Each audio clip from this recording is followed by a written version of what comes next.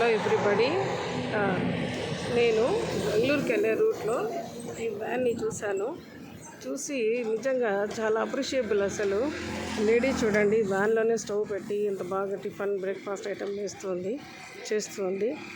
Big రెస్టారెంట్స్కి వెళ్ళి తినే రుచి కూడా ఇదే, వ్యాన్లలో తినే రుచి కూడా ఇదే. కానీ అది గొప్పల కోసము పెద్ద హోటల్స్ ఎన్నుకొని తింటూ ఉంటారు. ఇట్లా వాళ్ళ దగ్గర తీసుకుంటే వాళ్ళకొక బిజినెస్, వాళ్ళకొక లైఫ్ గడుపుతుంది. ఇందులో పిల్లలు ఎడ్యుకేషన్ కోసం వాళ్ళకేదో ఉపయోగపడుతుంది.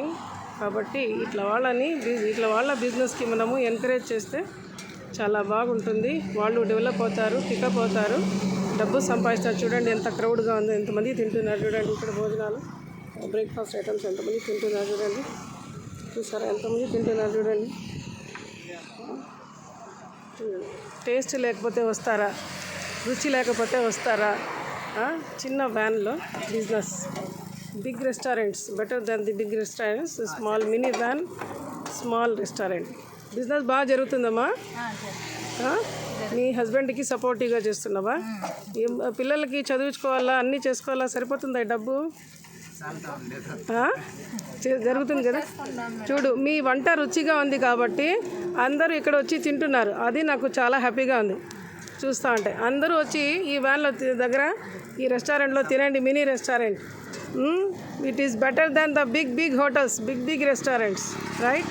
చూసారా ఎంత బాగా ఇక్కడే అన్నీ అరేంజ్ చేస్తారు. నీట్గా కూడా ఉంది, శుభ్రంగా కూడా ఉంది.